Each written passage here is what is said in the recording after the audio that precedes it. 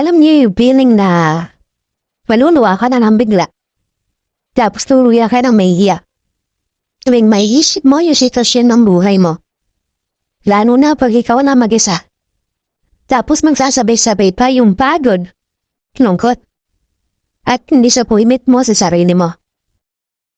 Gusto ko lang ipaalala sa'yo na lagi mong piliin ang sarili mo. Kasi at the end of the day, walang ibang gagawa nun kundi ikaw. At the end of the day, kampi mo lang yung sarili mo. Alam mo ba kung ano ang real talk? Na may mga taong kakausapin, papakisamahan ka, depende sa pakinabang mo sa kanila. Dahil yun ang totoo. Kaya huwag na tayong maglokohan dito dahil may mga taong kilala ka lang kapag meron ka. Pero kapag walang-wala ka, dapang-dapa ka na. Basura ka lang sa kanila. Yung tipong kahit anong naitulong mo sa kanila noong mga panahong meron ka. Pero nung ikaw na yung bumagsak, hindi ka na nila kilala. Na nire-respeto ka lang nila kapag may napatunayan ka na sa buhay pero kapag nasa lowest point ka ng buhay mo, sino ka? Madalas pa dyan mga kamag-anak mo. Yung mga kamag-anak mo na ikinukumpara ka noon sa ibang tao, yung mga kamag-anak mo na ayaw kang makitang umangat. Pinag-uusapan lang nila yung mga kamag-anak mong umaasenso at kapag reunion, kayo ang tagahugas ng pinggan.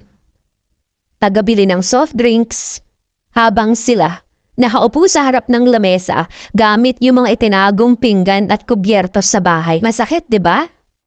Nasampal ka ng katotohanan, di ba?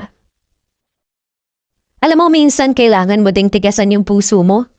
Lalo na kapag ikaw na yung inaabuso.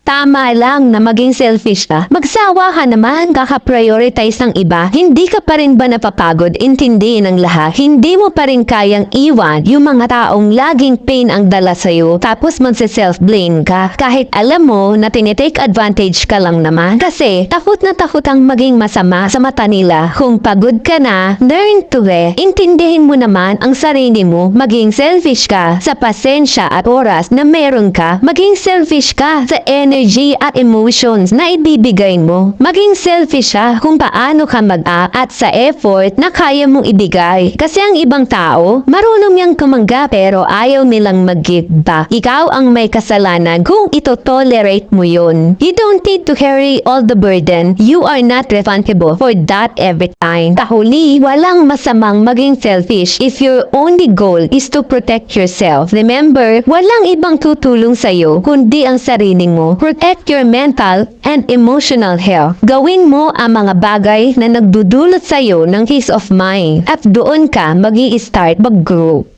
Kung mabot kayo dito sa huling video, edi umabot kayo, pakipusuan, magkomento at i-share ang video mga kapatid. Alam mo yan, damn!